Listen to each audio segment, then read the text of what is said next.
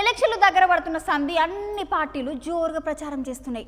గట్లనే చేగుర్తు పార్టీ లీడర్ల తరపున తెలంగాణ ముఖ్యమంత్రి రేవంత్ సారు ప్రచారం చేస్తున్నాడు. గా ముచ్చట్లేందో సార్ చూసొద్దాం చలో. అవునోళ్ళ ఎలక్షన్లు దగ్గర పడుతున్న సంది అన్ని పార్టీల నాయకులు ప్రచారం ఫుల్ బిజీగా ఉన్నారు. వాళ్ళ అన్ని పార్టీల నాయకులు జనాల దగ్గరికి పోయి ఓట్ల గురించి చెప్పుకుంటా ఈ ఎలక్షన్లలో గెలిస్తే ఏం చేస్తామో చెప్తూ జనాలను ఓట్లు అడుగుతున్నారు. అందులో భాగంగానే అన్ని జిల్లాలు తిరుగుతున్న రేవంత్ సార్ ఇవాళ వరంగల్ జిల్లాలో జరిగిన మీటింగ్ లో సార్ మాట్లాడుతున్నాడు. సార్ మాటలు మీర్సుతో పాలినుర్రి.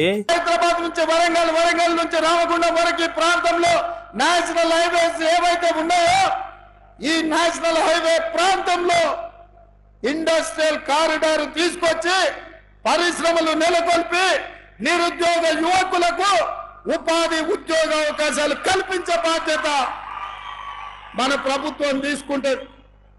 అదేవిధంగా మా పద్మశాలి సోదరులు ఆనాడు రాజంజాయి మిల్లులలో పరిశ్రమలు రాణిస్తే అవి కాలగర్భంలో కలిసిపోయి, అందుకే ఈరోజు ఈ వరంగల్ ప్రాంతంలో టెక్స్టైల్ పార్కును అభివృద్ధి చేసి ఆ పరిశ్రమను ముందుకు తీసుకెళ్లి మా పద్మశాలి సోదరులకు అండగా నిలబడి టెక్స్టైల్ పార్కును అంతర్జాతీయ స్థాయిలో అభివృద్ధి చేసే బాధ్యత కాంగ్రెస్ పార్టీ తీసుకుంటుంది. వరంగల్ అంటే పేరుకే స్మార్ట్ సిటీ కాదు, చూడడానికి చెప్పుకోవడానికి అంతర్జాతీయ స్థాయిలో పెట్టుబడులు వచ్చినప్పుడు ఒక అందమైన నగరంగా, చారిత్రాత్మకమైన నగరంగా, 1000 స్తంభాల గుడులతో పాటు కాకతీయ సామ్రాజ్యంలో నిర్మించిన గొప్ప గొప్ప చారిత్రాత్మకమైన కట్టడాలకు పేరు తెచ్చే విధంగా, వచ్చే విధంగా వరంగల్ పట్టణాన్ని అభివృద్ధి చేస్తాం.